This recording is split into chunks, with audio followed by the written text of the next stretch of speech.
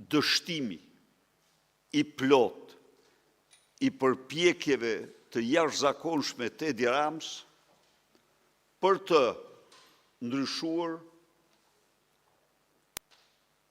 për të mos thënë për të bllokuar raportin mbi farsën elektorale të 11 majit.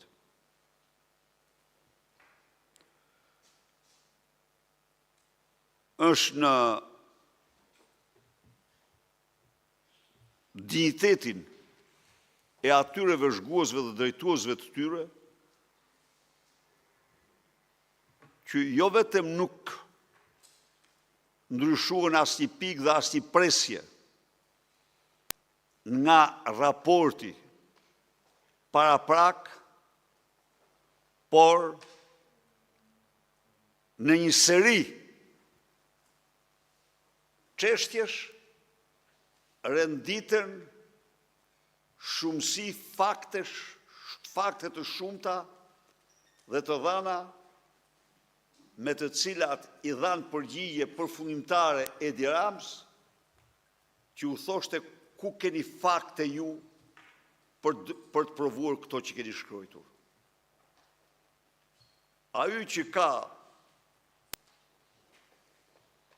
sy të lexoj, le të lexoj në faqet të tëra rrjeshtohen e gjithë batërdia zgjedhore, jo në një apo dy rrethe, por në shumicën e qarqeve të Shqipërisë.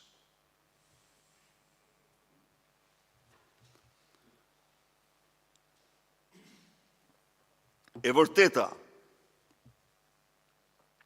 është se në 33 vite ky raporti më damkosës i farsës elektorale për farsën elektorale të Edi Ramës. Asnjë raport tjetër nuk ka patur për masat e denoncimit të farsës si raporti i zgjedhjeve të 11 majit. Janë rrjeshtuar argumentat pafundme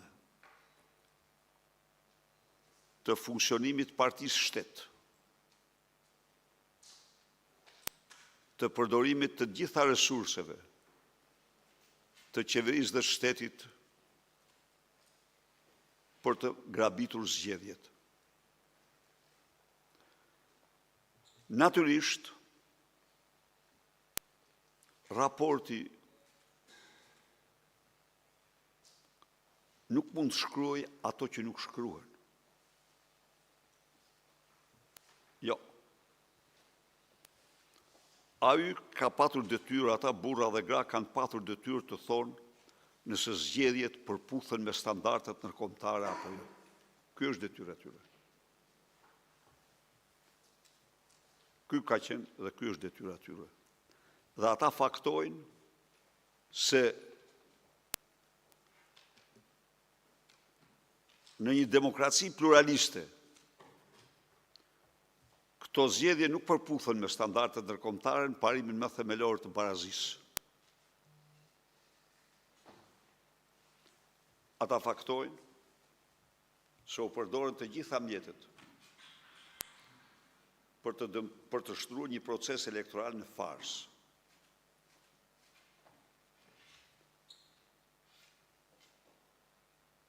Dhe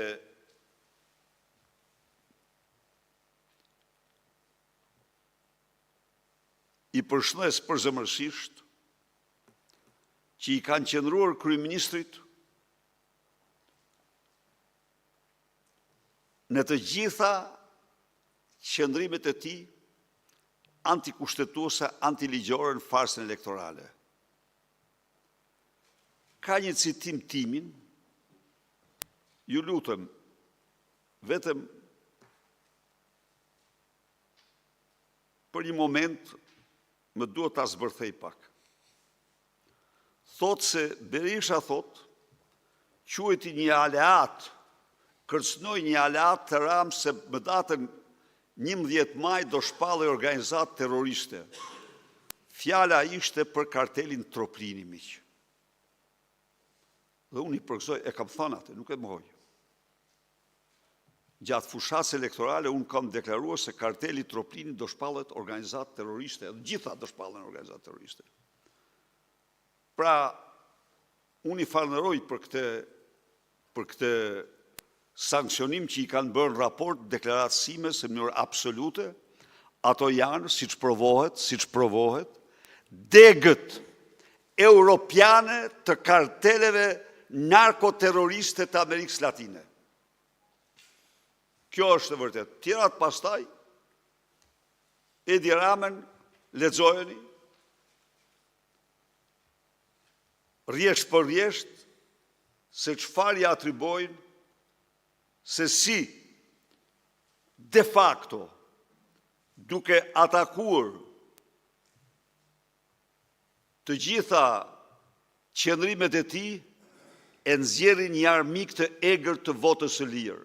Dhe prisni edhe një moment këtu, asnjëri nuk mund thotë se kam lexuar raportin pa lexuar dhe futnotat. Për të patur idenë e plot për raportin, është kusht leximi i tij integral përfshi futnotat.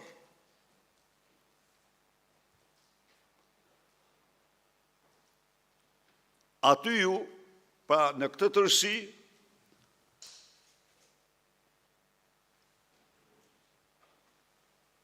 po të lexoni raportin e Bielorussisë, afër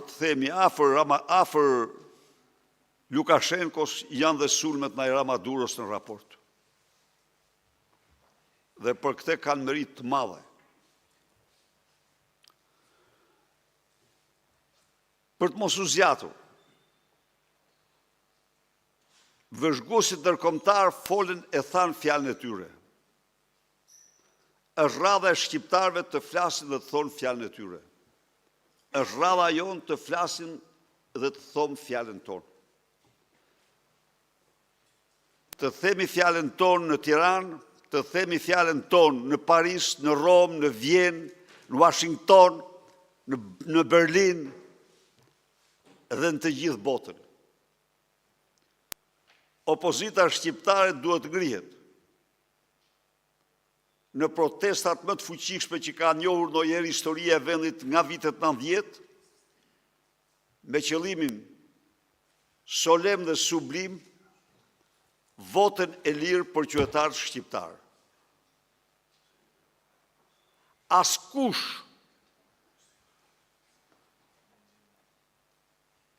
nuk mund, çdo njeri që aspiron votën e lirë, tashmë ka një bazë frymëzuese.